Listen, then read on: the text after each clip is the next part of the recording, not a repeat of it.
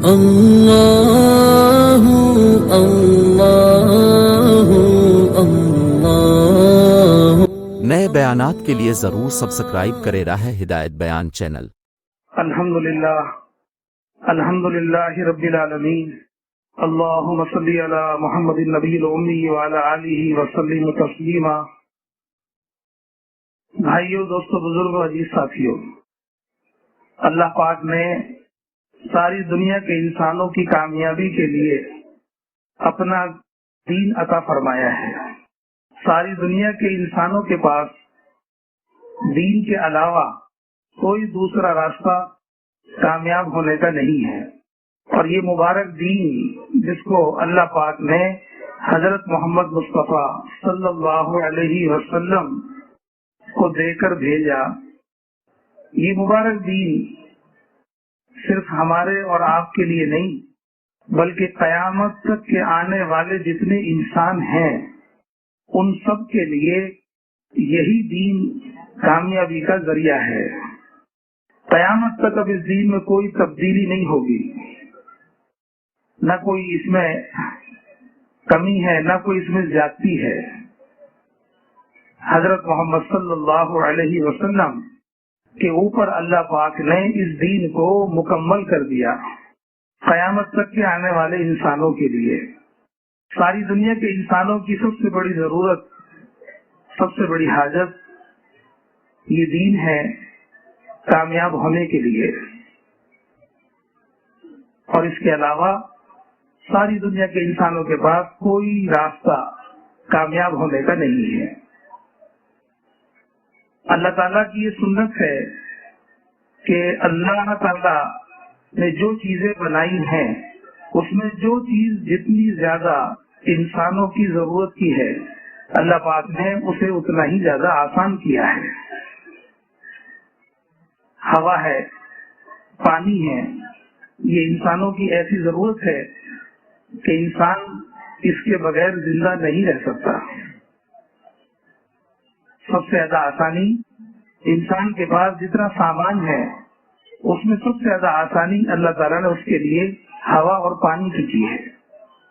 انسان کہیں بھی چلا جائے سفر میں یا اپنے حضر میں ہو، اپنے مقام پر ہو، سب چیزوں کی فکر کرے گا لیکن ہوا اور پانی کی طرف اس کا خیال نہیں جاتا، اس لیے کہ یہ ضروری تو اتنی ہے کہ انسان کا زندہ رہنا ممکن ہی نہیں ہے، لیکن آسان اتنی ہے کہ لوگ سفر میں جاتے وقت ہر چیز کا انتظام کرتے ہیں لیکن ہوا اور پانی کو نہیں سوچتے، آسان اتنی ہے۔ اسی طرح سے چونکہ دین انسانوں کی سب سے بڑی ضرورت ہے، اللہ پاک نے اپنے بندوں کے لیے اس دین کو جتنی یہ ضروری ہے، انسانوں کے لیے جتنا یہ ضروری ہے، اللہ تعالیٰ نے اسی کے بقدر اس کو آسان کیا ہے۔ دین کی آسانی کیا ہے؟ کہ دین کی آسانی یہ ہے کہ اللہ تعالیٰ نے اس دین کے زندگیوں میں آنے اور سارے عالم میں دین کے پہنچنے، سارے عالم کے انسانوں کی زندگیوں میں دین کے آنے کی جو بنیاد ہے اللہ پاک نے اسے ملک اور مال پر نہیں رکھا، کسی قوم اور برادری پر نہیں رکھا، کسی کے رنگ اور روپ پر نہیں رکھا، کسی کے مالداری اور غریبی پر نہیں رکھا، چھوٹے اور بڑے پر نہیں رکھا۔ اللہ پاک نے اس دین کی بنیاد کے لیے دنیا کی جو چیزیں ہیں اس کو سبب نہیں بنایا، مادی شکلیں اس کا سبب نہیں ہیں، دنیا میں جتنی مادی چیزیں ہیں وہ اس کا سبب نہیں ہے۔ اللہ پاک نے اس کی بنیاد، زندگی میں دین کے آنے کی بنیاد اللہ پاک نے دنیا کی چیزوں کو نہیں بلکہ حضرت محمد صلی اللہ علیہ وسلم کے اعمال، آپ کی محنت، آپ محنت کے جو اعمال لے کر آئے اللہ پاک نے اس کو بنیاد بنایا ہے، اس کو ذریعہ بنایا ہے۔ اس لیے رسول پاک صلی اللہ علیہ وسلم نے اپنی امت کو محنت سکھائی، اعمال پر ڈالا اور محنت سکھائی۔ وہ محنت کیا تھی کہ وہ محنت ہدایت کے لیے تھی. آپ کی محنت ہدایت کا ذریعہ ہے. اللہ تعالیٰ نے آپ کو اپنا محبوب بنایا، آپ کو اپنا محبوب بنایا، اور اللہ پاک نے آپ کو ہدایت کا ذریعہ بنایا. آپ کا وجود وہ انسانوں کی ہدایت کا ذریعہ. آپ کی محنت اللہ کو محبوب ہے. اس لیے رسول پاک صلی اللہ علیہ وسلم نے اپنی امت کو محنت سکھائی اور محنت پر ڈالا. آپ کی محنت کے اعمال اعمال دعوت ہیں. آپ کی محنت اعمال نبوت اس لیے ہے.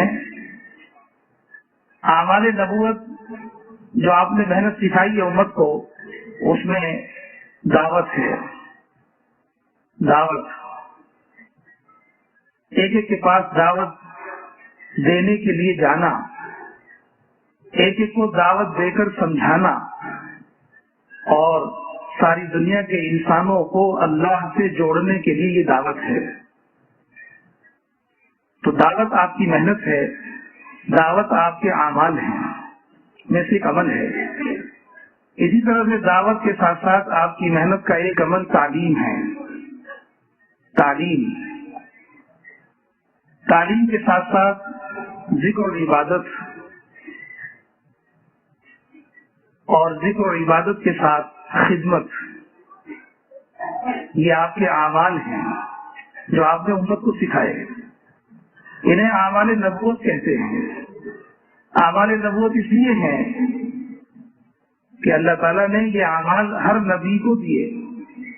سارے نبیوں کی زندگی میں یہ اعمال مشترکہ ہیں. آدم علیہ السلام سے لے کر حضرت محمد صلی اللہ علیہ وسلم تک جتنے نبی دنیا میں آئے، اللہ پاک نے ہر نبی کو دعوت دینے والا بنا کر بھیجا. ہر نبی کو اللہ پاک نے تعلیم اور تعلم کے ساتھ بھیجا. ہر نبی کو اللہ پاک نے ذکر اور عبادت کرنے والا بنا کر بھیجا. ہر نبی کو، جتنے نبی دنیا میں آئے، انہوں نے اپنے کام خود کیے. ایک زندگی ہوتی ہے بادشاہوں کی، اور ایک زندگی تھی نبیوں کی. نبیوں کی زندگی کی سب سے بڑی خصوصیت یہ تھی کہ وہ اپنے کام خود کیا کرتے تھے. وہ اپنے کام خود کیا کرتے تھے.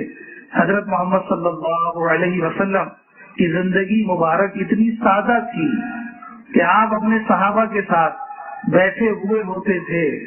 صحابہ کے درمیان میں آپ بیٹھے ہوئے ہوتے تھے، اور اتنی سادگی تھی کہ باہر سے کوئی آدمی آتا اجنبی، جو آپ جس نے کبھی آپ کو دیکھا نہیں تھا، تو وہ مجمع میں آ کر اسے یہ پہچاننا مشکل تھا. وہ آ کر کے یہ کہا کرتا تھا، ایکم محمد، تم میں محمد کون ہے صلی اللہ علیہ وسلم. اتنی سادہ زندگی، یہ نبیوں کی شان اور یہ نبیوں کی خصوصیت کہ وہ اپنے کام خود کیا کرتے تھے. جتنے نبی دنیا میں آئے، انہوں نے اپنے کام خود کیے اور دوسروں کی خدمت کی، دوسروں کے کام میں ہاتھ بٹایا. یہ اعمال نبوت ہیں جو ہر نبی کی زندگی میں ملیں گے. یہ اعمال نبوت ہی اعمال دعوت ہیں، اور یہی اعمال ہدایت ہیں. یہی اعمال ہدایت ہیں. اس لیے کہ اللہ پاک نے حضرت محمد صلی اللہ علیہ وسلم کو دنیا میں آخری نبی بنا کر بھیجا. اب آپ کے بعد کوئی نبی نہیں آئے گا. آپ کے بعد کوئی نبی نہیں آئے گا، لیکن ہدایت قیامت تک آئے گی. ہدایت قیامت تک آئے گی. زندگیوں میں تبدیلیاں قیامت تک ہوں گی. ہدایت قیامت تک آئے گی. نبی نہیں ہوں گے، ہدایت آئے گی. کیوں؟ اس لیے کہ نبی کے بغیر ہدایت کیسے آئے گی؟ وہ اس طرح آئے گی کہ اللہ پاک نے حضرت محمد صلی اللہ علیہ وسلم جو اعمال اپنی امت کو سکھا کر گئے، اللہ نے ان اعمال کو ہدایت والے اعمال بنایا ہے، ہدایت والا عمل بنایا ہے. تو آپ کے جو اعمال ہیں، اعمال نبوت، یہی اعمال ہدایت ہیں کہ قیامت تک آنے والے انسان اپنے نبی کی پیروی میں नबी वाले अमल को अपना काम बनाएंगे और अपना काम बनाकर उस अमल में लगेंगे तो अल्लाह पाक नबी वाली मेहनत की बरकत से, उनके अमाल की बरकत से अल्लाह पाक अपने बंदों को हर जमाने में हिदायत देंगे और उनकी जिंदगी को बदलेंगे। इसलिए कि हजरत मोहम्मद सल्लल्लाहु अलैहि वसल्लम कयामत तक के आने वाले इंसानों के नबी हैं। जो मेहनत आप उम्मत को सिखा कर गए वो कयामत तक के आने वाले इंसानों की हिदायत का जरिया है। इसलिए ये आमाले हिदायत है, ये आमाले हिदायत ही आमाले मस्जिद है। 13 साल आपने जिंदगी मक्के में गुजारी, हिजरत फरमाकर मदीना तशरीफ ले गए, मदीने में जाकर सबसे पहले मस्जिद बनाई और मस्जिद बनाकर मस्जिद को खाली नहीं छोड़ा बल्कि मस्जिद के अंदर दावत, आने वालों को दावत, आपस में बैठकर अल्लाह की बड़ाई को बोलना, ईमान की मजलिसें, ये मस्जिद में आमाल हुआ करते थे। मस्जिद के अंदर तालीम के हलके होते थे, अल्लाह के वादों का यकीन, रसूल पाक सल्लल्लाहु अलैहि वसल्लम ने जो बातें फरमाई हैं उनका आपस में बोलना, ये मस्जिद में तालीम का हलका होता था। तो मस्जिद में ईमान की मजलिसें जिसमें अल्लाह की बड़ाई को बोलना, जन्नत और जहन्नम को बोलना, कब्र और हशर को बोलना, ये सारे मुज़ाकरे मस्जिद में होते थे। इसी तरह से मस्जिद में तालीम के हलके होते थे। इसी तरह से जिक्र और इबादत के जरिए से मस्जिद रात और दिन भरी हुई थी सहाबा इकराम से। कोई रात में आधी रात तक इबादत हो रही है, वो आधी रात वाले फारिग होकर अपने घर चले गए, घरों से आधी रात के बाद दूसरे सहाबा मस्जिदों में आ जाते थे और वो मस्जिद में आकर फिर बाकी रात मस्जिद में दुआ में, तिलावत में, जिक्र में, नमाज में गुजारते थे। तो मस्जिद के अंदर जिक्र और इबादत का माहौल, तो मस्जिद आमाले मस्जिद यही है जो हजरत मोहम्मद सल्लल्लाहु अलैहि वसल्लम अपनी उम्मत को आमाल देकर गए और सिखा कर गए। वही आमाले दावत है, वही आमाले हिदायत है और यही आमाले मस्जिद है। कि मस्जिद के बनाने का मतलब ये है कि मस्जिद को आबाद करना। मस्जिद को आबाद करना किन आमाल से? जो आमाल हजरत मोहम्मद सल्लल्लाहु अलैहि वसल्लम अपनी उम्मत को सिखा कर गए। मस्जिद को आमाल करना दावत से, मस्जिद को आबाद करना तालीम से, मस्जिद को आबाद करना जिक्र इबादत से, मस्जिद में आने वाले अजनबी मुसाफिर उन आने वालों की जरूरियात का पूरा करना, ये था मस्जिद का काम। मस्जिद नबवी मदीने के अंदर ये मस्जिद नबवी का नक्शा था, जिसकी बरकत से मस्जिद नबवी के अंदर सुबह से शाम तक, शाम से रात तक, रात से सुबह तक ये आमाल थे मस्जिद के अंदर। इन आमाल की बरकत से सारी दुनिया में दीन पहुंच गया, सारी दुनिया में दीन पहुंच गया। भाई दोस्तों लोगों, ये बुनियाद है हमारे आपके दीन, सारे आलम में दीन, सारे आलम में इस्लाम के पहुंचने की बुनियाद मुल्क और माल नहीं है। मुल्क और माल नहीं है। मदीने में तो फाका था। एक मदीने के अंदर अजनबी आदमी आया मस्जिद के अंदर, मेहमान है, अल्लाह के नबी ने इरशाद फरमाया इसे खाना कौन खिलाएगा? एक सहाबी खड़े हो गए, या रसूलुल्लाह मैं तैयार हूँ। अपने घर उस मेहमान को लेकर गए, अजनबी है, मुसाफिर है। घर में जाके बीवी से कहा कि मस्जिद से मेहमान मिला है, हमें इसे खाना खिलाना है। बीवी ने कहा कि घर में बच्चों के लायक खाना है, सिर्फ घर में खाने के लिए कुछ नहीं है, सिर्फ बच्चों के लिए खाना है। शौहर ने कहा कि बच्चों को बहलाकर सुला दो, बच्चों को बहलाकर सुला दो, हमें इस मेहमान को खाना खिलाना है। बीवी ने शौहर की इताअत करते हुए अपने बच्चों को बहलाकर भूखा सुला दिया। जो मेहमान मस्जिद से मिला था उसे खाना खिलाया। तो ये मदीने वालों की जिंदगी है, ये मदीने वालों की जिंदगी है। ये नहीं कि सारे आलम में जो दीन पहुंचा है, सारे आलम में जो है हिदायत का माहौल बना है, वो मुल्क और माल की बुनियाद पर नहीं बना। सारे आलम में हिदायत का माहौल बना है मस्जिद में जो आमाल हो रहे थे उनकी बुनियाद पर। وہ اعمال جو مسجد میں ہو رہے تھے اور انہی اعمال کو لے کر صحابہ اکرام جماعتیں بنا کر قافلوں کی شکل میں پورے جہاں جہاں تک جا سکتے تھے وہاں ان اعمال کو کرتے ہوئے چل رہے تھے، ان اعمال کو کرتے ہوئے چل رہے تھے۔ ہاں، تو یہ سبب اصل ہے۔ بھائیو دوستو بزرگو، دنیا کے اسباب بہت کمزور ہیں، اس لیے کمزور ہیں کہ ان اسباب کے ساتھ کوئی وعدہ نہیں ہے۔ اعمال بہت مضبوط ہیں، اس لیے مضبوط ہیں کہ اعمال کے ساتھ اللہ کے وعدے ہیں، اعمال کے ساتھ اللہ کے وعدے ہیں، اور اسباب بہت کمزور، ان کی کمزوری کی بنیاد کہ ان کے ساتھ اللہ کا وعدہ نہیں ہے۔ عورت اور مرد بچے کے لیے سبب ہے، عورت اور مرد کا ملنا بچے کے لیے سبب ہے، اس سبب پر اللہ کا وعدہ نہیں ہے۔ اس سبب پر ساری دنیا اسباب سے بھری ہوئی ہے، ساری دنیا اسباب سے بھری ہوئی ہے، لیکن اللہ کا وعدہ اس پر نہیں ہے۔ جیسے مثال کے طور پہ ایک بچہ جو ہے اس کے پیدا ہونے کے لیے ایک عورت ایک مرد کا ملنا شرط ہے، سبب ہے، لیکن سبب ہے، وعدہ نہیں ہے۔ اللہ چاہیں گے تو بچہ دیں گے، اللہ پاک نہیں چاہیں گے تو زندگی بھر ہو جائے گی، ان کی ایک بھی اولاد نہیں ہوگی، ایک اولاد بھی نہیں ہوگی۔ مال ہے، دولت ہے، سارے اسباب ہیں، بنگلہ ہے، گاڑی ہے، لیکن ایک بچے کو ترس رہے ہیں۔ سبب پورا ہے، سبب پورا ہے، سبب میں کوئی کمی نہیں ہے۔ اسی طرح سے پانی کے لیے سبب بادل ہیں، بارش اس کے لیے بادل چاہیے، تو بادل سبب ہے، لیکن اللہ تعالیٰ کا اس سبب پر وعدہ نہیں ہے۔ ہو سکتا ہے کہ بادلوں سے سارا آسمان بھر جائے، پانی کا ایک قطرہ بھی زمین پر نہ آئے، یہ سبب ہے، تو سبب کے ساتھ اللہ کا وعدہ نہیں ہے۔ اسی طرح سے زمین غلے کے لیے سبب ہے، زمین غلے کے لیے سبب ہے۔ ساری محنت زمین پر کر لو، ساری فصل کھڑی ہو گئی، اس میں دانا بھی آ گیا، لیکن اللہ تعالیٰ کا فیصلہ ایسا آیا کہ ایک دانہ بھی گھر میں نہیں آ سکا، ایک دانہ بھی گھر میں نہیں آ سکا۔ تو بھائی بزرگوں، یہ سارے کے سارے اسباب ہیں، ایسے اسباب سے دنیا بھری ہوئی ہے۔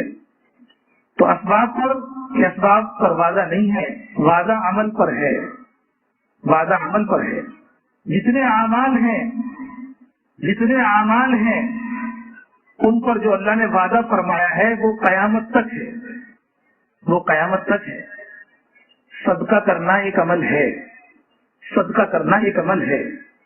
آدمی صدقہ کرے گا تو صدقے کے ساتھ اللہ کا وعدہ ہے کہ جو آدمی صدقہ کرے گا ہم اس کے مال کو بڑھائیں گے، جو آدمی صدقہ کرے گا ہم اس کے مال کو بڑھائیں گے۔ یہ وعدہ اللہ تعالیٰ کا قیامت تک ہے۔ صدقے کے ذریعے سے مال کا بڑھنا کوئی نہیں روک سکتا، سمجھے؟ صدقہ کریں گے، بیماریوں کو دور کر دیں گے، بلاؤں کو ٹال دیں گے، یہ وعدہ اللہ کا قیامت تک ہے۔ یہ کوئی تجربے کی چیز نہیں ہے، یہ کوئی ایسا جو ہے سبب نہیں ہے کہ جس پر ہو یا نہ ہو، نہیں، یہ ایک عمل ہے، اس عمل پر اللہ کا وعدہ ہے، اور وہ وعدہ قیامت تک کے لیے ہے۔ جو آدمی اس عمل کو یقین کے ساتھ کرے گا اللہ کا وعدہ اس کے ساتھ پورا ہوگا۔ تو بھائی دوستو بزرگوں، حضرت محمد صلی اللہ علیہ وسلم کے جو اعمال ہیں، آپ کے جو اعمال ہیں، اللہ پاک نے انہیں ذریعہ بنایا ہے دین کے زندگیوں میں آنے کا، اور سارے عالم میں دین کے پہنچنے کا، وہ ذریعہ ہے، اور اس میں کوئی کمی نہیں۔ یہ بات قیامت تک کے لیے ہے، اس لیے کہ اللہ پاک نے ان اعمال کو اپنا ضابطہ قرار دیا ہے۔ اللہ تعالیٰ کا ضابطہ اسے کہتے ہیں جس میں کوئی تبدیلی نہیں ہوتی۔ تو اللہ تعالیٰ نے ان اعمال کو، حضرت محمد صلی اللہ علیہ وسلم والے اعمال کو اپنا ضابطہ بنایا ہے، یہ قیامت تک کے لیے ہے، ان میں اثرات قیامت تک کے لیے ہیں۔ اس لیے بھائی دوستو بزرگوں، ساری دنیا میں آج آپ دیکھ رہے ہیں دعوت اور تبلیغ کے نام سے یہ محنت ہو رہی ہے ساری دنیا میں۔ اس وقت ساری دنیا میں کوئی ملک ایسا نہیں ہے جہاں یہ دعوت اور تبلیغ کے نام سے نقل و حرکت نہ ہو رہی ہو۔ ہر جگہ جہاں سے سورج نکلتا ہے، جہاں جا کے سورج چھپتا ہے، ایک کونے سے دوسرے کونے تلک آج ساری دنیا کے اندر یہ جماعتوں کی نقل و حرکت زندہ ہے۔ مسجدوں میں گشت ہو رہے ہیں، مسجدوں میں تعلیم ہو رہی ہے، مسجدوں سے جماعتیں نکل رہی ہیں، یہاں سے جماعتیں جا رہی ہیں، ساری دنیا سے جماعتیں آ رہی ہیں۔ یہ کام ساری دنیا میں چل رہا ہے، دعوت اور تبلیغ کے نام سے یہ کام چل رہا ہے۔ اور اس کی بنیاد بھائی دوستو بزرگو، اللہ تعالیٰ حضرت معلیہ صاحب رحمۃ اللہ علیہ کی قبر کو نور سے بھر دے۔ اللہ تعالیٰ نے ان کو ذریعہ بنایا، امت کے حالات دیکھ کر روتے رہے، سب کچھ ہے لیکن دین نہیں ہے، سمجھنا۔ ان حالات کو دیکھ کر اتنا روئے کہ راتوں کو نیند بھی ختم ہو گئی۔ بیوی نے پوچھا کہ آپ رات کو سوتے کیوں نہیں ہیں؟ بستر پر ہیں، کروٹیں بدل رہے ہیں، نیند نہیں آ رہی ہے، کیا بات ہے؟ حضرت نے فرمایا کہ میرے دل میں جس بات کا غم ہے، اگر وہ بات تمہیں معلوم ہو جائے تو پھر جاگنے والے دو ہو جائیں گے، تم نہیں سو سکو گی۔ یہ غم تھا، یہ بے چینی تھی ان کے اندر، یہ درد تھا دل کے اندر۔ اس بے چینی اور درد پر اللہ پاک نے حضرت معلیہ صاحب رحمۃ اللہ علیہ کو یہ محنت عطا فرمائی اور یہ کام دیا، یہ دعوت کا۔ اس لیے حضرت خود فرماتے تھے معلیہ صاحب رحمۃ اللہ علیہ کہ اللہ پاک نے مجھے کرنے اول کا ہیرا دیا ہے اس کام کے بارے میں۔ جو کام حضرت محمد صلی اللہ علیہ وسلم نے اپنے صحابہ کو سکھایا، جس ترتیب پر، جس طریقے پر آپ نے محنت سکھائی اور طریقہ بتایا اور سارے عالم میں اس کے بعد پہنچ گئی، بھائی دوستو بزرگو، آج اس دور میں ہمیں وہ محنت، اس محنت کی برکت ملی ہے۔ یہ برکت ہے اس محنت کی جو ہمیں آپ کو ملی ہے۔ اس لیے اس کام میں جو ساری دنیا میں یہ ہو رہا ہے، اس کام میں کام کرنے والے کو دو ترتیبوں کا پابند کیا جاتا ہے، دو ترتیبوں کا۔ ایک ترتیب ہوتی ہے اس کے جماعتوں میں نکالنے کی، جماعتوں میں نکلنا، 4 مہینے کے لیے، 40 دن کے لیے، 3 دن کے لیے، 5 مہینے کے لیے بیرون ملک۔ ایک ترتیب تو یہ ہے ہر کام کرنے والے کے لیے کہ اسے سالانہ اپنا وقت لگانا ہے، مہینے میں اپنا وقت لگانا ہے، سارے عالم میں جانے کے لیے 5 مہینے کی ترتیب پر اپنا وقت لگانا ہے۔ یہ اس کی ترتیب ہے کام کرنے کی۔ اسی طرح سے ہر کام کرنے والے کے لیے جیسے اللہ کے راستے میں نکل کر 4 مہینے، 40 دن، 3 دن لگا کر محنت کرنا ضروری ہے، اسی طرح سے ہر کام کرنے والے کے لیے واپس آنے کے بعد بھی اس کی چھٹی نہیں ہوتی اس کام سے، بلکہ واپس آنے کے بعد بھی مقامی کام کی بنیاد پر، مقامی کام کی بنیاد پر اپنے محلے میں، اپنے گھر میں رہتے ہوئے، محلے کی مسجد ہے تو اس مسجد سے جڑ کر ان سارے اعمال کو روزانہ کرنا جو اعمال اس نے اللہ کے راستے میں نکل کر کیے تھے۔ یہ 2 چیزیں، اور ان 2 ترتیبوں کا پابند بننا، ایک اللہ کے راستے میں نکل کر محنت کرنا، اور ایک واپس آنے کے بعد اپنے مقام پر اس محنت کو جاری رکھنے کے لیے مستقل اس کی ایک ترتیب ہے جس کے مطابق کام کرنا، جسے مقامی کام کہتے ہیں۔ یہ 2 ترتیب ہیں ہر کام کرنے والے کے لیے، ایک خروج اور ایک مقامی کام۔ بس فرق اتنا ہے کہ اللہ کے راستے میں آدمی نکلتا ہے تو گھر کاروبار چھوڑ کر نکلتا ہے 4 مہینے کے لیے، 40 دن کے لیے، 3 دن کے لیے، 5 مہینے کے لیے، لیکن مقام پر جب آتا ہے تو وہی سارے اعمال جو اس نے نکل کر کیے تھے، انہیں کرنے کے لیے اسے گھر کاروبار کے چھوڑنے کی ضرورت نہیں ہوتی، بلکہ اپنے مقام پر گھر میں رہتے ہوئے، کاروبار میں رہتے ہوئے وہ سارے اعمال اپنی مسجد سے جڑ کر 24 گھنٹے میں ترتیب بنا کر کرنے ہیں، اسے کہتے ہیں مقامی کام۔ تو بھائی دوستو بزرگوں، یہ اعمال کیا ہیں جو اعمال اللہ کے راستے میں نکل کر کیے جاتے ہیں، اور وہ اعمال کیا ہیں جو واپس آنے کے بعد بھی چھوڑے نہیں جاتے؟ بھائی دوستو بزرگوں، اعمال محمد صلی اللہ علیہ وسلم ہی یہ اعمال ہیں، اعمال دعوت، اعمال نبوت۔ آپ دیکھیں जब आप जमात में निकलोगे और जो लोग जमात में वक्त लगाए हुए हैं और जो वक्त लगाने के लिए जा रहे हैं, जमात में निकलकर मेहनत करने की क्या तरतीब होती है कि फजर की नमाज से लेकर और ईशा की नमाज तक जमात में क्या काम होता है कि फजर से लेकर ईशा तक क्या काम है कि फजर की नमाज के बाद पूरी जमात दावत देने में लगती है। पूरी जमात इज्तिमाई दावत, इनफरादी दावत। एक आदमी खड़े होकर दावत दे रहा है, बाकी सारे लोग बैठकर सुन रहे हैं। छोटी छोटी जमातें बनाकर 2-2, 3-3 की गलियों में, मोहल्लों में, सड़कों पर, दुकानों पर, बाजारों में निकलकर गश्त में जाकर और दावत देकर दूसरों को खुशामद करके मस्जिद में लाना, ये दावत का एक अमल होता है जो हर जमात निकलकर फजर के बाद इस अमल को करती है। उसमें वक्त लगता है। तो फजर के बाद पूरी जमात दावत के अमल में मशगूल हो गई। जब उससे फारिग हुए तो पूरी जमात फिर तालीम में अपने आप को मशगूल करती है। पूरी जमात बैठकर मस्जिद के अंदर 2 घंटे, 2.5 घंटे, 1.5 घंटा जम के पूरी जमात तालीम में लगती है। दावत का अमल हुआ, फिर तालीम का अमल हुआ, जम के तालीम का हल्का। और भाई दोस्तों, जब तालीम के अमल से फारिग हो जाती है जमात, तो जमात में निकला हुआ हर साथी अपने अपने एतबार से कोई हाथ उठाकर दुआ मांग रहा है, कोई तस्बीह लेकर जिक्र कर रहा है, कोई नीयत बांध के नमाज पढ़ रहा है, कोई कुरान लेकर तिलावत कर रहा है। मुख्तलिफ साथी 15-20 आदमी की जमात है, कोई नमाज में है, कोई जिक्र में है, कोई दुआ में है, कोई तिलावत में है। जिक्र और इबादत इसे कहते हैं कि पूरी जमात दावत से फारिग हुई तो तालीम में लगी, तालीम से फारिग हुए तो जमात का हर साथी अपने आप को इनफरादी अमाल में लगाए हुए हैं।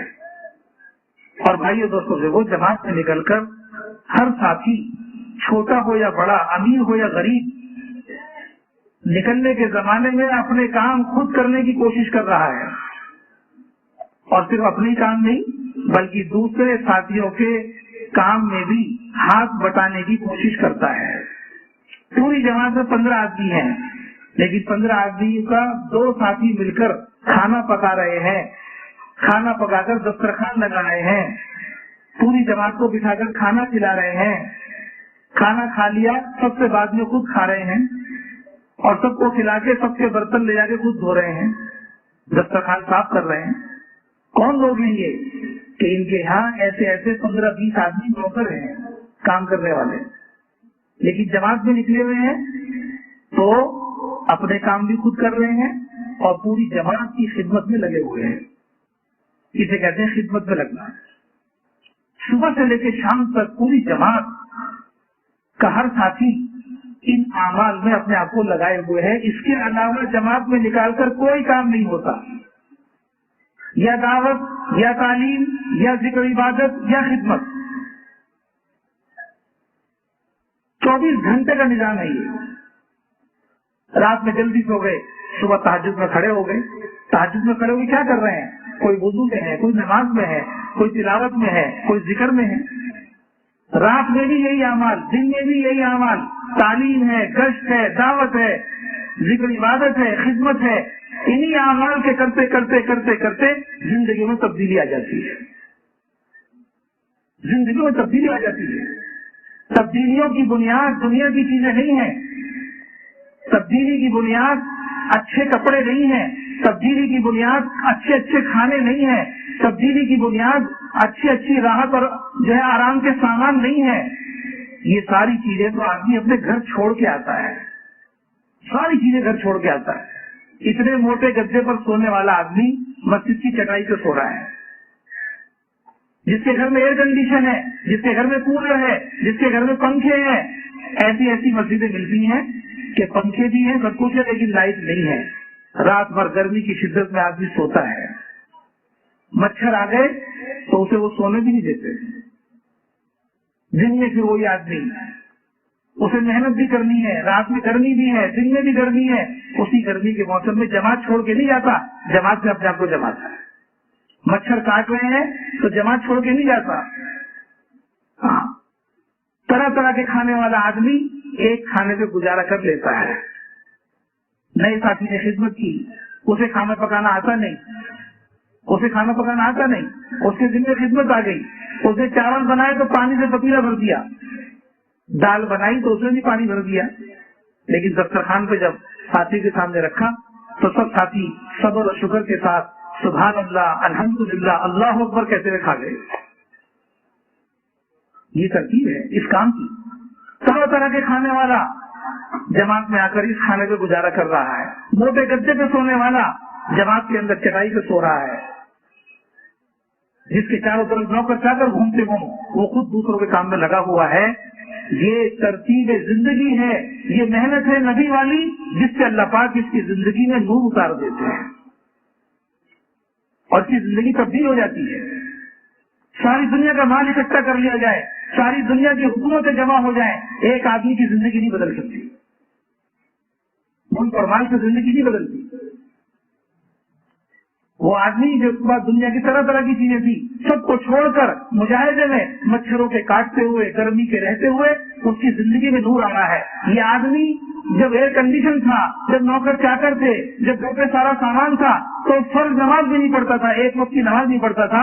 اب اسے مچھر بھی کاٹ رہے ہیں, گرمی بھی لگ رہی ہے اور کھانے پر بھی سادگی کے ساتھ گزارا کر رہا ہے اور تہجد کی نماز بھی نہیں چھوڑ رہا.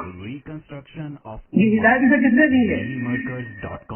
یہ زندگی کہاں سے تبدیل ہوئی ہے؟ ساری تنگیوں کے بعد, سارے مجاہدے کے بعد یہ دکھا دیا اللہ پاک نے کہ جو آدمی اپنے آپ کو حضرت محمد صلی اللہ علیہ وسلم والے اعمال پر لگا دے گا, اس محنت پر اپنے آپ کو لگا دے گا, ان اعمال سے اپنے آپ کو جوڑ دے گا, ان اعمال کو اپنی زندگی کا مقصد بنا لے گا, ہم اسے ہدایت دے دیں گے, ہم اس کی زندگی بدل دیں گے. چاہے اس کے پاس دنیا کا کوئی سامان نہ ہو, کھانے کو روٹی نہ ہو, پہننے کو کپڑا نہ ہو, چلنے کے لیے سواری نہ ہو. صحابہ کی طرح سب سے زیادہ تنگی اٹھانے والے صحابہ تھے, جن کے پاس کھانے کو روٹی بھی نہیں تھی, پہننے کو کپڑا بھی نہیں تھا, چلنے کو سواری تک نہیں تھی, رہنے کو گھر بھی نہیں تھا. ایسے صحابہ کی زندگی تھی اکثر کی. لیکن سب سے زیادہ بڑے ایمان میں بھی صحابہ نمونہ, اپنے اعمال میں بھی صحابہ نمونہ, معاشرے میں بھی صحابہ نمونہ, اخلاق میں بھی صحابہ نمونہ, ہر چیز میں اللہ پاک نے ان کو ایسا نمونہ بنا دیا ان کے مجاہدے کی برکت سے کہ قیامت تک کے آنے والے لوگ ان کی مثال دیں گے. تو بھائی اور دوستوں بزرگوں, یہ بات سمجھنے کی ہے کہ زندگیوں کے بدلنے کا تعلق دنیا کی چیزوں سے نہیں ہوگا. دنیا کی چیزوں سے نکلیں گے, حضرت محمد صلی اللہ علیہ وسلم والے اعمال پر لگیں گے, اس سے زندگیاں تبدیل ہوں گی. ہماری بھی چیزیں تبدیل ہوگی, ہماری اولادوں کی بھی, پڑوسیوں کی بھی, رشتے داروں کی بھی, اور عام سے عام مسلمان کی, پوری امت کا کے لیے یہی محنت ہے. اس لیے بھائی دوستوں بزرگوں, یہ دو ترتیبیں ہیں محنت کرنے کی. ایک اللہ کے راستے میں نکلنا, واپس آ کے مقام پر محنت کرنا. تو واپس آنے کے بعد جب جماعت میں سے 40 دن جماعت سے یہ اعمال کرتے رہے, 40 دن 4 مہینے جماعت میں نکل کے یہ اعمال کرتے رہے, تعلیم میں لگے, دعوت میں لگے, ذکر عبادت میں لگے, خدمت میں لگے, پورے 4 مہینے ایسے ہی کیا, پورے 40 دن ایسے ہی کیا. تو واپس آنے کے بعد بھی بھائی دوستوں بزرگوں, واپس آنے کے بعد بہت سے لوگ 2 حصوں میں تقسیم ہو جاتے ہیں. ایک حصہ تو وہ ہوتا ہے جو واپس آنے کے بعد ان اعمال کو پابندی کے ساتھ کرنے والا بنتا ہے, اور ایک حصہ وہ ہوتا ہے جو واپس آنے کے بعد ان اعمال کو پابندی کے ساتھ نہیں کر پاتا. بہت سے لوگ جماعت میں سے آتے ہیں چھٹی سمجھ کر کہ جماعت میں 40 دن لگ گئے, 4 مہینے لگ گئے, اب ہماری چھٹی ہو گئی. واپس آتے ہیں, چلو اب جہاں سے وہیں چلیں.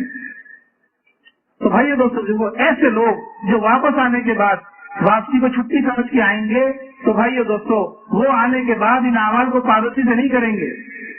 اور جو لوگ جماعت میں سے آئیں گے فکر کے ساتھ کہ ہمیں ان اعمال کو پابندی سے کرنا ہے, تو وہ لوگ آ کر ان اعمال کو پابندی سے کرتے ہیں. تو بھائی دوستوں دیکھو, کیا فرق ہوتا ہے پابندی سے کرنے والوں کی زندگی میں اور پابندی سے نہ کرنے والوں کی زندگی میں؟ کیا فرق آتا ہے کہ پابندی سے کرنے والے جو ہیں اپنے مقام پر آنے کے بعد اپنی مسجد سے, یا مسجد نہیں ہے تو کوئی گھر جو ہے متعین کر کے یا کوئی جگہ متعین کر کے اور اپنے آپ کو ان اعمال کے ساتھ جوڑتے ہیں. تو بھائی دوستوں کو پابندی کی برکت یہ ہوتی ہے کہ ان کی زندگیوں میں جو تبدیلی اللہ کے راستے میں نکل کر آئی تھی وہ تبدیلی اب آتی چلی جاتی ہے اور وہ اپنے ایمان اور اعمال میں ترقی کرتے چلے جاتے ہیں. اور جو لوگ چھٹی سمجھ لیتے ہیں آنے کے بعد کام چھوڑ دیتے ہیں تو بھائی یہ دوستوں دیکھو کچھ دن تک وہ چلتے ہیں اور اس کے بعد بیٹھ جاتے ہیں. آپ دیکھو گے مسجدوں میں جا کر ان کے حالات معلوم کرو گے اور آپ ان سے پوچھو آپ کی مسجد میں 4 مہینے والے کتنے ہیں؟ وہ کہیں گے 20 آدمی ہیں. چلے والے کتنے ہیں؟ کہ جی 50 آدمی ہیں. 50 اور 20 70 آدمی. تو آپ کی مسجد میں مشورے میں کتنے بیٹھتے ہیں؟ کہ جی مشورے میں تو 10 آدمی بیٹھتے ہیں. 10 کتنے لوگ کراتے ہیں؟ کہ گشت میں 10-15 لوگ ہوتے ہیں. جماعت میں کتنے نکلتے ہیں مہینے میں 3 دن کی جماعت میں؟ کہ 3 دن کی جماعت میں تو ایک جماعت جاتی ہے مسجد سے پورے مہینے میں. اور کتنے لوگ ہیں وقت لگائے ہوئے؟ 4 مہینے والے 20 اور چلے والے 50. 70 میں سے صرف 10 آدمی کام کر رہے ہیں. یہ 60 آدمی کہاں چلے گئے؟ 4 مہینے لگا کر مشورے میں نہیں بیٹھ رہے, چلا لگا کر تعلیم میں نہیں بیٹھ رہے. یہ کون لوگ ہیں جنہوں نے وقت بھی لگایا اور تعلیم چھوڑ رہے ہیں, وقت بھی لگایا مشورہ چھوڑ رہے ہیں, وقت بھی لگایا اور کشت نہیں کر رہے؟ کہ یہ وہ لوگ ہیں جو واپس آنے کو چھٹی سمجھ کر آئے تھے اور ترتیب کے پابند نہیں بنے. جو لوگ مقام پر آ کر پابند نہیں بنیں گے بھائی دوستوں اس کام میں باقی نہیں رہ سکتے, کچھ دن تک چل کے رک جائیں گے. اس لیے سارا مجمع جتنا یہ مجمع بیٹھا ہے اور جہاں تک بات پہنچ رہی ہے وہ سارا مجمع اس کی نیت کرے ہم ان اعمال کو پابندی سے کریں گے انشاءاللہ. کریں گے سب, ہاں, چاہے حالات کچھ بھی ہوں. اس لیے کہ جو لوگ پابندی سے یہ کام کریں گے ان کی طرف حالات آتے ہیں. کیا آتے ہیں بولو؟ حالات آتے ہیں. پابندی سے جو لوگ کام کریں گے ان کی طرف حالات آتے ہیں. اور حالات کا آنا وہ تربیت کے لیے ہوتا ہے, تربیت کے لیے ہوتا ہے اور ترقی کے لیے ہوتا ہے. جو لوگ پابندی سے نہیں کرتے ان کی طرف حالات نہیں آتے, ان کی کوئی آزمائش نہیں. آزمائش ان کی ہے جو پابندی سے کریں. اس لیے کہ اللہ تعالیٰ اپنے بندوں کی تربیت کے لیے, ان کی ترقی کے لیے ان کے اوپر حالات ڈالتے ہیں, ان کے اوپر حالات ڈالتے ہیں. ہاں, ابراہیم علیہ السلام کون ہے؟ کہ اللہ کے خلیل ہیں, اللہ کے خلیل ہیں. چاروں طرف ماحول میں بتوں کی پوجا ہوتی تھی اور جو بادشاہ تھا نمرود, وہ خدائی کا دعویٰ کرتا تھا, اپنے سامنے سجدہ کراتا تھا. چاروں طرف بتوں کی پوجا ہو رہی ہے. ابراہیم علیہ السلام نے ان سب کے بیچ میں بتوں کا انکار کیا. اللہ تعالیٰ نے ہدایت دی, بتوں کا انکار کیا اور ایک اللہ وحدہ لا شریک لہ کا اقرار کیا کہ یہ کچھ نہیں ہے, کرنے والی ذات اللہ کی ہے. بھائی دوستوں بزرگوں, جب ابراہیم علیہ السلام نے اقرار کر لیا اور ایمان مضبوط ایمان کے ساتھ سب کے بیچ میں اعلان کر دیا اور اقرار کر لیا ایک اللہ کا, اس کے بعد ان کی زندگی میں حالات آنا شروع ہوئے. آگ جلوائی گئی ان کے لیے, آگ. جو بتوں کی پوجا کر رہے ہیں ان کے لیے آگ نہیں ہے, جس نے اللہ کا اقرار کیا اس کے لیے آگ ہے. آگ جلوائی گئی, آگ میں ڈالنا ہے. ہاں, اللہ تعالیٰ نے آگ میں ڈلوایا بھی اور پھر سب کے سامنے بچا کے بھی دکھایا. ہاں, عرض کرنا یہ تھا کہ جب ایمان آ گیا تو حالات آئے, جب ایمان آ گیا تو حالات آئے اور ایمان والوں پر حالات آئے. جن کے پاس ایمان نہیں تھا ان کے اوپر یہ حالات نہیں آئے. اور آگے بڑھے اور آگے بڑھے تو اللہ پاک نے حکم دے دیا کہ بیوی بچوں کو جنگل میں چھوڑ دو, بیوی بچوں کو جنگل میں چھوڑو. یہ حکم کس کے لیے آیا؟ کہ یہ حکم اپنے نبی کے لیے آیا. اللہ والے, اللہ کا اقرار کرنے والے نبی ہیں ان کے لیے حکم آ رہا ہے. ہاں فرما بردار ہیں تو فرما بردار کے لیے فرما برداری کے اوپر حالات آ رہے ہیں. یہ سمجھنے کی چیز کہ حالات ان پر آتے ہیں جو دیندار ہوتے ہیں, حالات ان پر آتے ہیں جو دین پر جمتے ہیں, حالات ان پر آتے ہیں جو دین پر چلتے ہیں. جن کا تعلق دین سے نہیں ہے, جو دین پر نہیں چلتے, ان کے اوپر حالات نہیں آتے. حالات ان کے اوپر آتے ہیں جو دیندار ہوں گے, جو دین پر چلنے کی محنت کریں گے, جو دین پر اپنے آپ کو جما کر رکھیں گے, ان کے اوپر حالات ہیں. اب یہ حالات آ رہے ہیں, اللہ حکم دے رہے ہیں کہ 20 بچوں کو جنگل میں چھوڑ دو. جب لے کے چلے تو راستے کے اندر جتنے علاقے ایسے آئے جو ہرے بھرے ہیں, کہیں نہیں چھوڑوایا. جب جنگل آ گیا, پہاڑ آ گئے لوہے جیسے, اور بالکل بنجر علاقہ آ گیا, اب اللہ حکم دے رہے ہیں کہ یہاں چھوڑ دو. جب چھوڑ دیا تو ابراہیم علیہ السلام بھی دیکھ رہے ہیں, حاضر رضی اللہ تعالیٰ بھی دیکھ رہی ہے, کہاں ہے, کہاں چھوڑ رہے ہیں. جنگل ہے, لوہے جیسے پہاڑ ہیں, زمین میں کوئی دانہ پیدا نہیں ہوتا, پانی کا کوئی نام و نشان نہیں ہے. اس طرح کے حالات چھوڑنے کے کہ چھوڑو, لیکن فرما بردار ہے, دیندار ہے, تو دین پر اپنے آپ کو ثابت قدم رکھے ہوئے ہیں, اللہ کی ماننے پر جمائے ہوئے ہیں. چھوڑ دیا, چھوڑ کے چلے گئے. جیسے حالات آئے آگ کے, تو آگ آئی جلنے نہیں دیا. حالات آئیں گے لیکن بگڑنے نہیں دیں گے. حالات آئیں گے بگڑنے نہیں دیں گے. حالات آئیں گے ہلاک نہیں ہونے دیں گے. آگ آئی تو جلنے نہیں دیا. 20 بچوں کو جنگل میں چھڑوا دیا تو ان کو جنگل میں چھڑوا کر ضائع نہیں کیا. آج دیکھو اس جنگل کا کیا حال ہے. پانی وہ ہے وہاں اس جنگل کے اندر, وہ جو جنگل تھا ایک وقت میں, تو وہاں پانی کون سا نکالا کہ ساری دنیا میں وہ پانی نہیں ہے. شہر وہ ہے جو پوری دنیا میں نہیں ہے, مکہ مکرمہ, اور اللہ نے اپنا گھر بنا دیا کہ یہ کہیں نہیں جائے گا, یہ کہیں نہیں جائے گا, ساری دنیا کو یہی آنا ہے. یہ بڑی بڑی نعمتیں تھی اللہ پاک نے کہ جب تم ہمارے لیے کسی کو چھوڑو گے, جب تم ہماری مان کر چھوڑو گے, جب تم ہمارے لیے چھوڑو گے, تو پھر ہم دکھائیں گے کہ ہم کیا کرتے ہیں. ابراہیم علیہ السلام نے چھوڑا, ہماری مان کر چھوڑا, ہمارے لیے چھوڑا, تو ہم نے ضائع نہیں کیا. ہم نے انہیں پانی وہ دیا جو دنیا میں کہیں نہیں ہے, شہر وہ دیا جو دنیا میں کہیں نہیں ہے, اور اپنا گھر بنایا جو دنیا میں کہیں نہیں ہے. ساری دنیا وہاں آئے گی, یہ کہیں نہیں جائے گا. یہ ساری نعمتیں چھوڑنے پر ملی ہیں, ساری دولتیں چھوڑنے پر ملی ہیں. سمجھے؟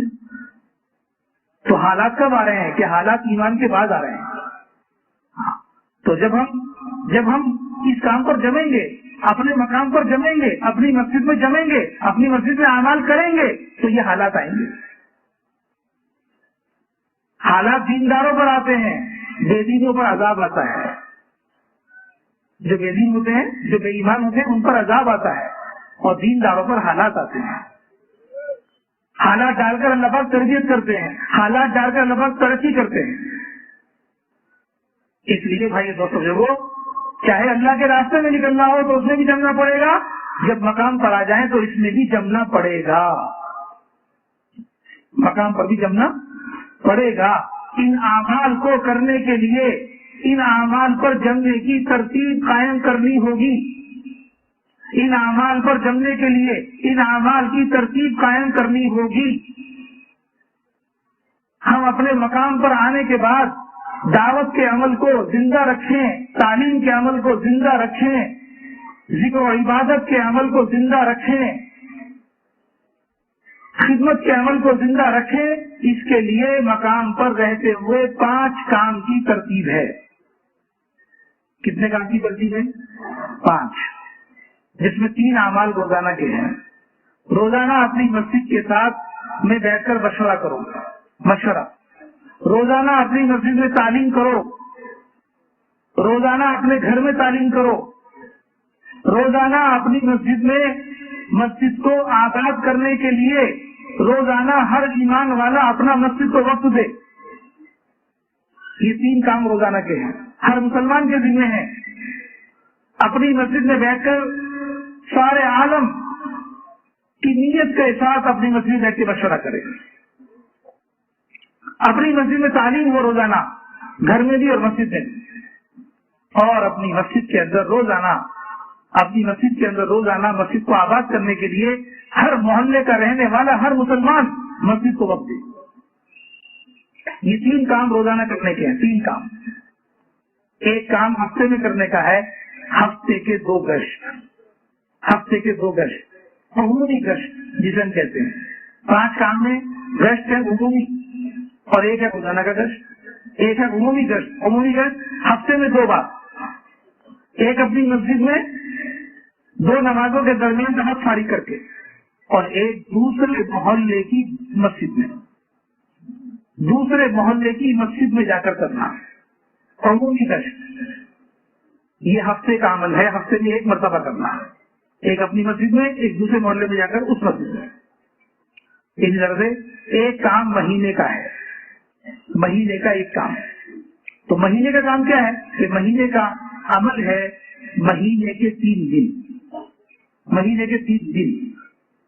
27 دن آدمی اپنے گھر میں کاروبار میں مشغول ہوتا ہے. 3 دن اپنے آپ کو فارغ کرے گھر کاروبار سے 3 دن کے لیے، اور اپنے آپ کو گھر کاروبار سے فارغ کر کے 3 دن کے لیے ترتیب بنا کر، جماعت بنا کر اللہ کے راستے میں نکلے. ہر مہینے 3 دن کے لیے، ہر مہینے 3 دن میں نکلے، اور تقاضے پر جا کر محنت کرے 3 دن میں. تو یہ مہینے کا عمل ہے. مہینے کا 1 عمل، ہفتے کا 1 عمل، اور روزانہ کے 3 عمل. کتنے ہو گئے بھائی؟ کتنے ہو گئے؟ یہ 5 اعمال ہیں. لیکن ان 5 اعمال کی ترتیب قائم کرنا.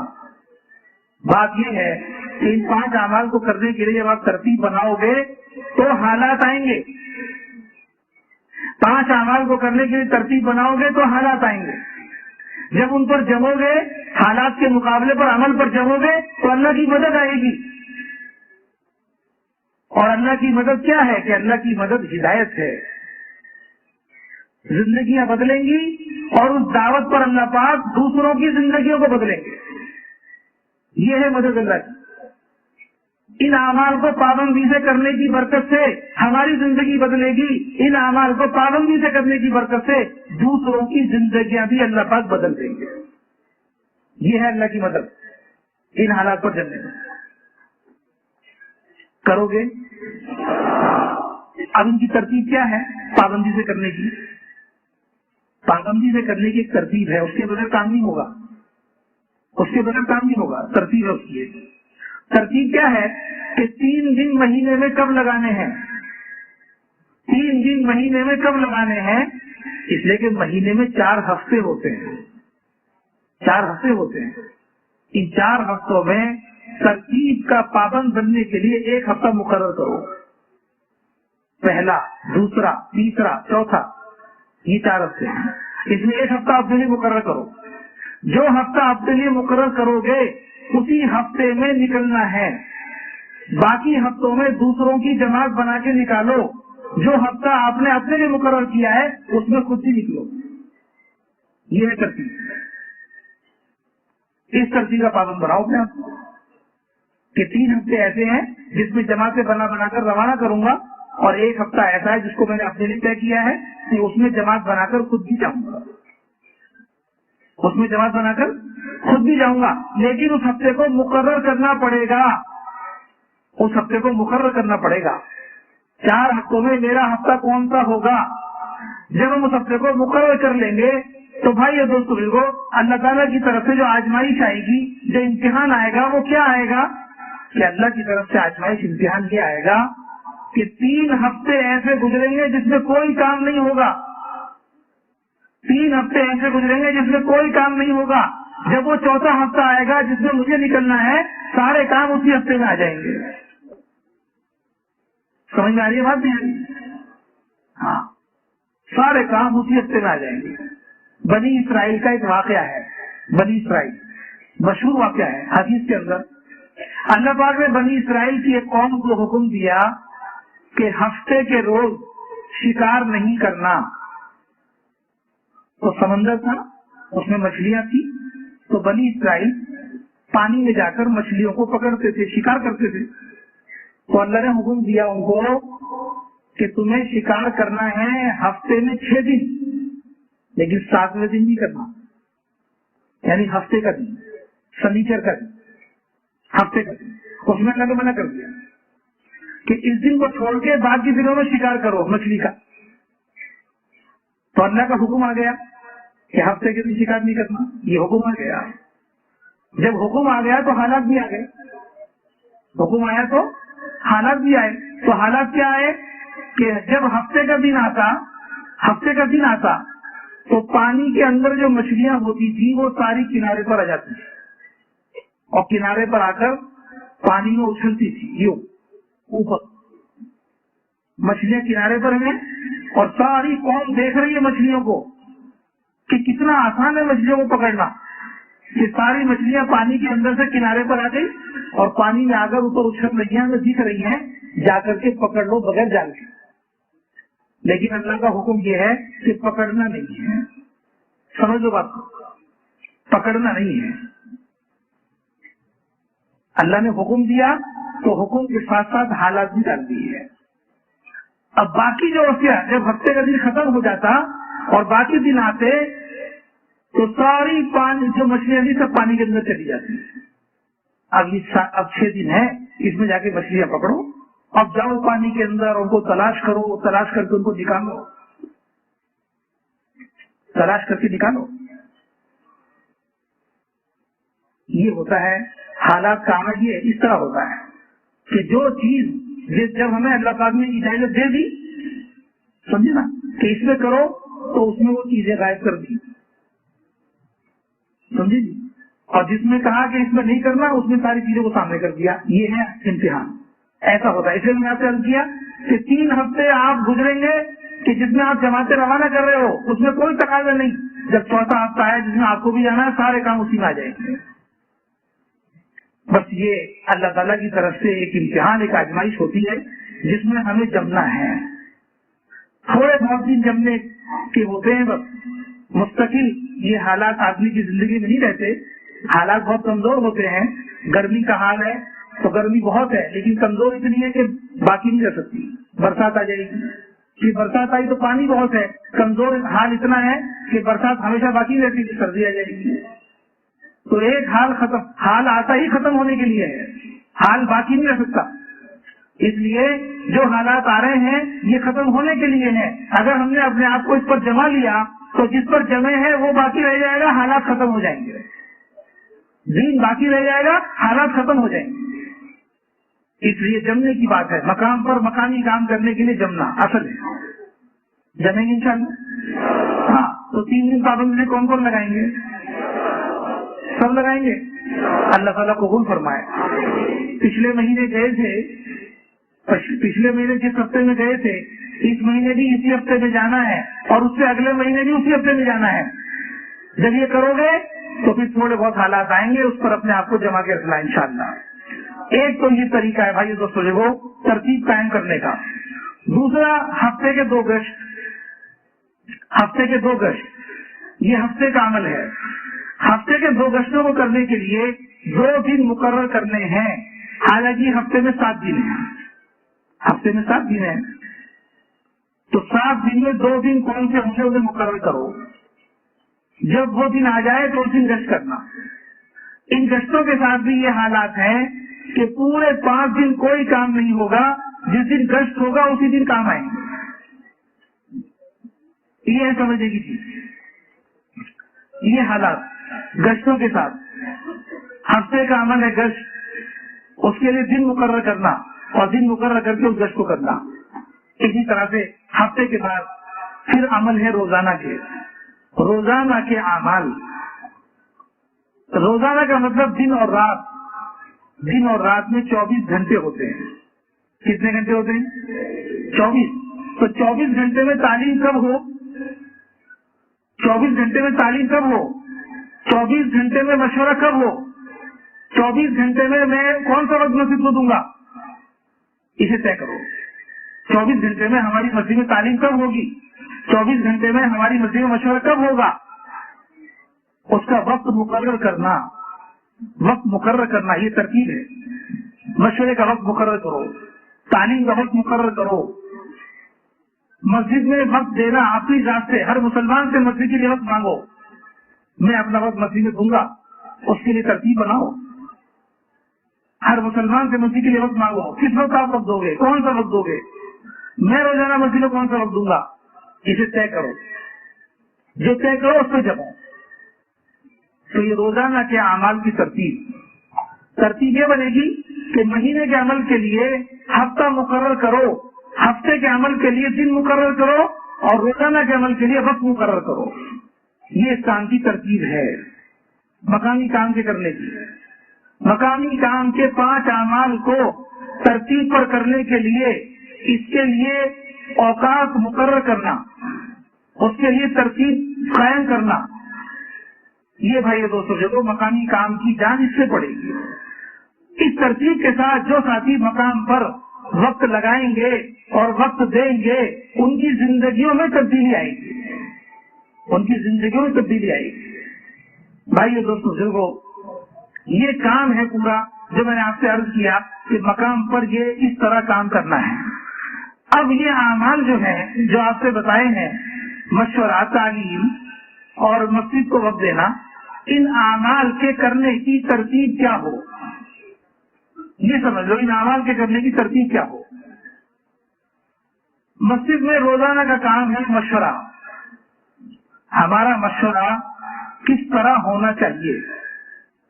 بھائیو دوستو بزرگوں، مشورے کی جو بنیاد ہے وہ صرف کسی مسئلے کا حل کرنا نہیں ہے کہ آؤ آپ اپنے مشورہ کر لو، اس کو حل کر لو، نہیں۔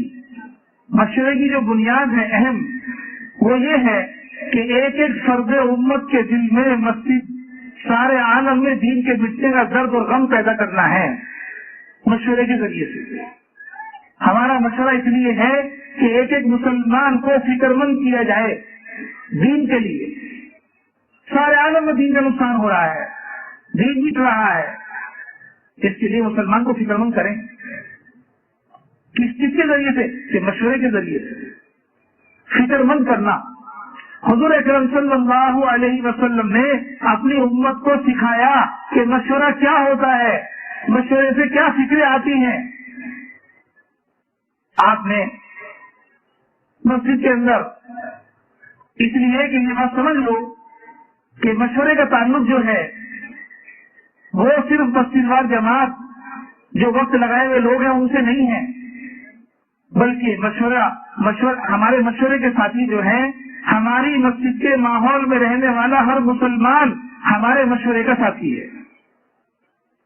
بہت سے لوگ مشورے کا ساتھی انہیں کو سمجھتے ہیں جو جماعت میں وقت لگائے ہوئے ہیں، نہیں، جو ساتھی جماعت میں وقت لگائے ہوئے ہیں صرف وہ ہمارے مشورے کے ساتھی نہیں ہیں، ہمارے مشورے کے ساتھی ہمارے محلے میں رہنے والا ہر مسلمان ہمارے مشورے کا ساتھی ہے۔ اس لیے سارے ایمان والوں کو مشورے میں جوڑنے کی فکر کرو، سارے ایمان والوں کو مشورے میں جوڑنے کی فکر کرو۔ یہ نہیں ہے کہ مسجد کے ایک کونے میں بیٹھ گئے اور سب کے لوگوں کو جانے کا انتظار کر رہے ہیں کہ آپ لوگ چلے جاؤ تو ہم مشورہ کر لیں، یہ نہیں ہے۔ یہ تو نقصان ہے بہت بڑا کہ ہم ایک ایک اپنے بھائی کو بجائے مشورے میں جوڑنے کے اس سے جانے کا انتظار کر رہے ہیں کہ وہ چلا جائے تو ہم مشورہ کریں گے۔ یہ بنیاد صحیح نہیں ہے، بلکہ ہمارا کام یہ ہے کہ اگر کوئی بھائی ہمارا مشورہ چھوڑ کر جا رہا ہے محلے کا تو اس کے جانے پر ہمیں درد ہونا چاہیے کہ یہ مشورہ اس کے لیے بھی ہے، یہ مشورہ چھوڑ کے کیوں جا رہا ہے، یہ مشورہ اس کے لیے بھی ہے۔ اس لیے ایک ایک بھائی کی خوشامد کر کے، ایک ایک ایمان والے کی خوشامد کر کے، ہاتھ پیر جوڑ کر اس کو اپنے مشورے میں بٹھانے کی محنت کرو۔ یہ مشورہ سب کے لیے ہے۔ مدینے کے اندر مشورے کی کیا بنیاد ہوتی تھی؟ جب بھی کوئی مسئلہ آتا اللہ کے نبی صلی اللہ علیہ وسلم ارشاد فرماتے، جاؤ پورے مدینے کے اندر اعلان کر دو الصلاۃ الجامعہ۔ یہ اعلان ہوتا تھا مدینے کے اندر۔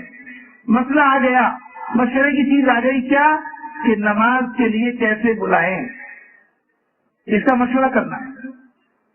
سارے مدینے والوں کو جمع کیا، الصلاۃ الجامعہ کا اعلان کیا،